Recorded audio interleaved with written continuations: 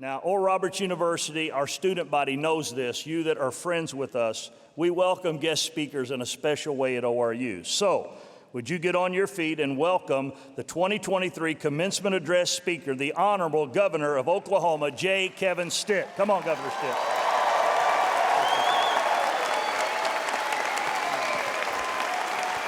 Thank you. Thank you. Thanks so much. Man, it is truly an honor to be here with you, and what a wonderful prayer service that we just experienced, worship service, joining my fellow believers. That was amazing. I want to give a round of applause for those wonderful singers. That was wonderful. President Wilson, thank you so much. Members of the Board of Trustees, faculty, staff, friends, family, alumni, class of 2023. It is my honor to be here with you on your big day. In a few short moments, you'll walk across this stage to mark one of the biggest accomplishments of your life. But remember, today is the first day of the rest of your life, and you can accomplish whatever dreams God has put in your hearts. The mission here at Oral Roberts is amazing. After 4 years here, you know better than most the importance of educating the whole person and achieving the mission of nourishing the mind, body, and spirit. Aspiring students from over 140 nations come to ORU because they know that this institution gives you the platform to launch a lifetime of success. And the rest of the world, by the way, is taking notice that this is the place to be. Oh, yeah, absolutely. ORU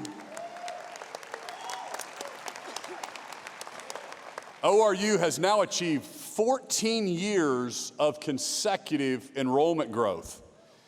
Oral Roberts, and I had a chance to meet him when I first graduated from college and moved to Tulsa.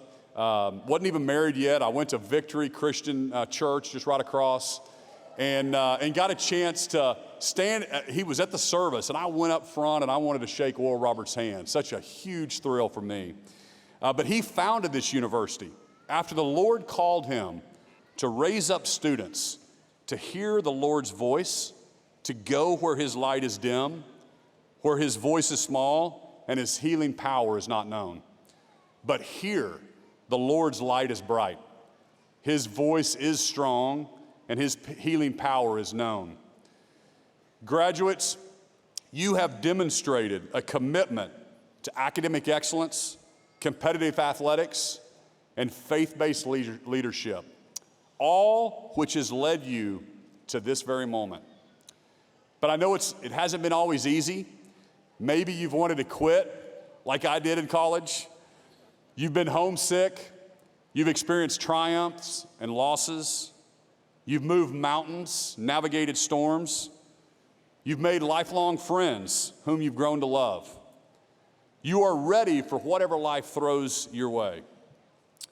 And before we get started, I want you to know this. Everything I'm about to tell you is predicated on putting God first in your life, in everything that you do.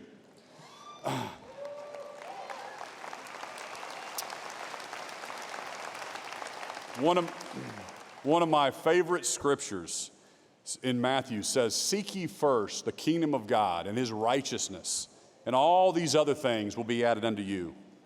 In other words, you've got to keep your priorities in order. You've got to keep God first in everything you do. And as you prepare to leave this place and begin the rest of your life, these are the things I would like you to focus on. First, I want you to dream big.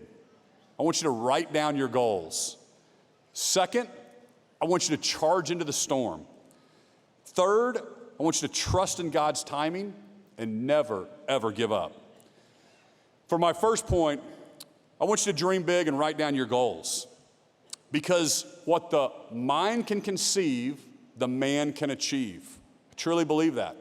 Ephesians 3:20 says, Now all glory to God, who is able, through his mighty power at work within us, to accomplish infinitely more than we might even ask or even think.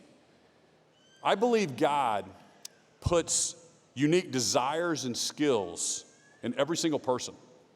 And he has a special plan for every one of you, for everyone in this class. No dream that God puts in your heart is too big. When I was in college, a mentor instilled in me a seemingly simple idea. He challenged me to write down my goals and to dream big. Just whatever is in your heart, he just said, write it down. I hadn't even graduated from college. I was in Stillwater, Oklahoma. I got home one evening. I started jotting out all my goals down. Big, small, crazy, crazier.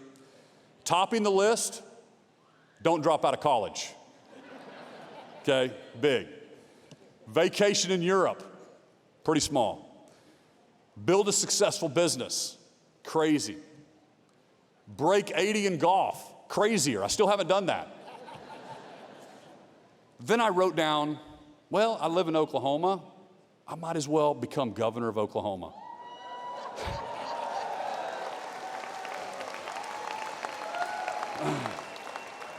Here's what happened. This is a true story. I thought, there's no way. I don't know any governors. My parents weren't political, so I remember I crossed it out and I wrote, have dinner with the governor. Now I get to have breakfast, lunch, and dinner with the governor. My point is, go out and chase your dreams. Take chances. Don't be afraid to fail. Because in life, you can fail at anything. So you might as well fail at something that you love. Most of the time, you will surprise even yourself with what you can accomplish. I've seen some success in this life. And if you work hard, you're going to as well. But a lot of us miss opportunities because it's dressed in overalls and it looks like work. But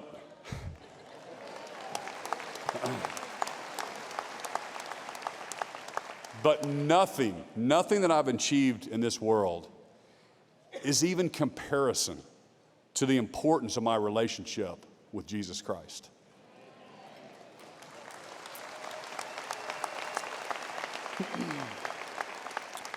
You know, Matthew 16 begs the question, what will it profit a man if he gains the whole world but loses his soul? So we have to keep our priorities straight. In 2000, I founded Gateway Mortgage with nothing more than $1,000 in a computer. Today, we're a community bank with over 1,000 employees, and we do business all over the country. And it's easy to see the success today and forget about the challenges. About 7 years in, I was working tirelessly to build a successful business, but it just didn't seem to be growing. I'd ask myself, why isn't my company as big as these other guys that I was comparing myself to? It just seemed like we kept running into new obstacle after new obstacle, new storms. For example, in 2008, most of you are too young to remember that, but the United States entered a historic recession. Markets crashed. Businesses failed. Over 10,000 of the biggest mortgage companies closed their doors. Gateway, my company, began losing money. I was miserable with my own business. I have to admit, I wanted to quit 1,000 times. I'd see my friends from college who were thriving in pharmaceutical sales or law or medicine or whatever career they went into, and I started to doubt my own path. We emptied our savings account and put a second mortgage on the home just to keep the lights on. Everything around me suggested failure was imminent, that this storm was just too strong. But I knew God had a plan.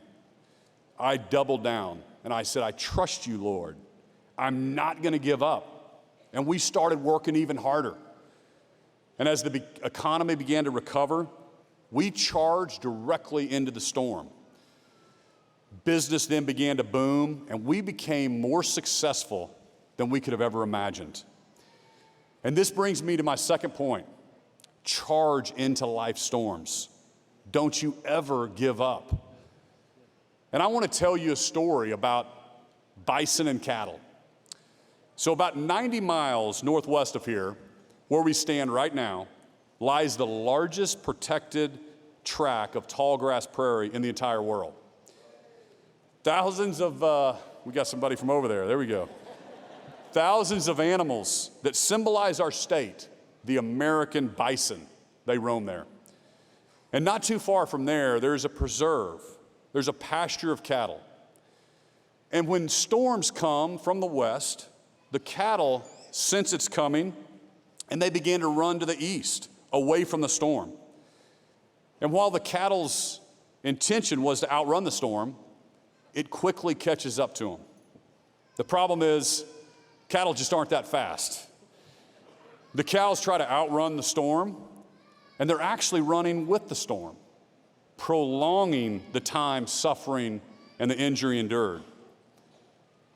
Meanwhile, on the tall grass prairie, something very different happens with the bison. As the storm approaches from the west, the bison turn and charge directly into the storm, minimizing the amount of time, suffering, and injury endured.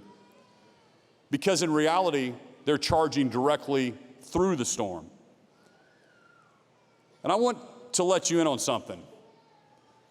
There's going to be storms in your life. There's going to be challenges. And we have the ability to choose how we respond to those storms. God doesn't call us to lean on a shovel and pray for a hole. He wants us to get to work.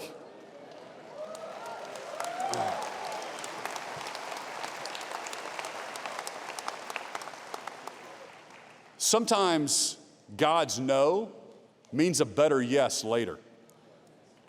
Oftentimes, a not yet requires us to charge head on into the storm, just like the bison. Because in the end, it isn't the storm that defines us, but how we choose to respond to it. So don't wish away the challenges. God's timing is perfect. The late Billy Graham put it this way: mountaintops are for views and inspiration, but fruit is grown in the valleys. And that brings me to my third and final point. Trust in God's timing. You see, when we try to get ahead of God's timing, it never works out. And that's the thing. Most of us don't like waiting. Some of you are sitting here right now wondering, when is this bison and cattle guy going to hand us our diplomas? We often try to hurry because we think we're getting left behind. Your friend might already have a job lined up. Your teammate is going pro. Your colleague just got a promotion. Whatever the case may be, if you jump to conclusions about your life based on a single moment, based on the perceived success of others, then you'll risk missing out on the path that's right in front of you. You know, I love the story of Joseph in the Bible. Most of us are all familiar with that. But here was a guy that had a lot of dreams in his heart as a teenager, but circumstances beyond his control seemingly diverted his path. He was sold into slavery by his family, by his own brothers. Then he catches a little bit of a break and is kind of doing well in Potiphar's house. No fault of his own, trying to do the right thing, he gets thrown into prison. Then he meets another couple guys and interprets their dreams. 2 more years later in prison, and finally, Pharaoh has a dream that nobody can interpret. And then they remember this guy in prison. And so he gets all the way up, interprets the dream for Pharaoh. You see, God took him through prison to get where he wanted him to be. So don't grow bitter, always grow better in those times of challenge.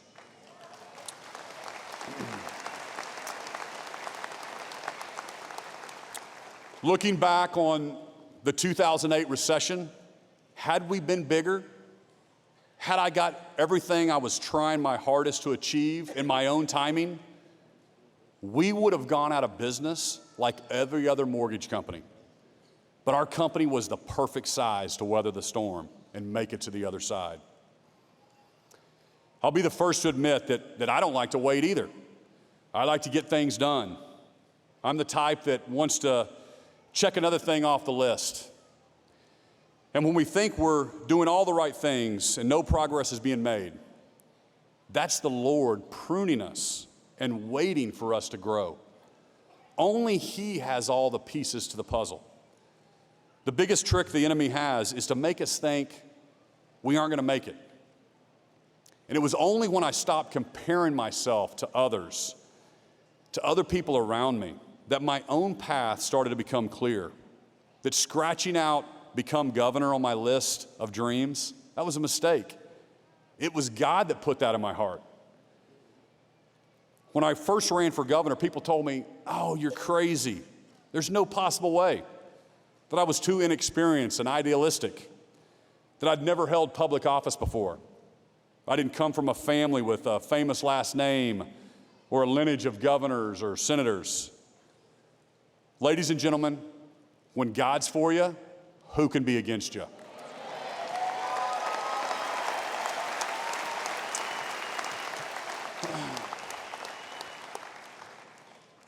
He uses ordinary people to accomplish the most amazing of dreams. Only through Him does the impossible become possible. Only through Him does our path become clear. So step across this stage and you take another leap of faith. Graduates, this is the first day of the rest of your life. So keep dreaming big. Remember that storms, they're going to come, but it's how you respond to the storms that's going to define you. Your patience will be tested, but it's all in His timing, all in His perfect timing. So put your trust in the only one that truly matters. Congratulations, graduates. God bless you. May God continue to bless Oral Roberts University, and God continue to bless the great state of Oklahoma. Thank you so much.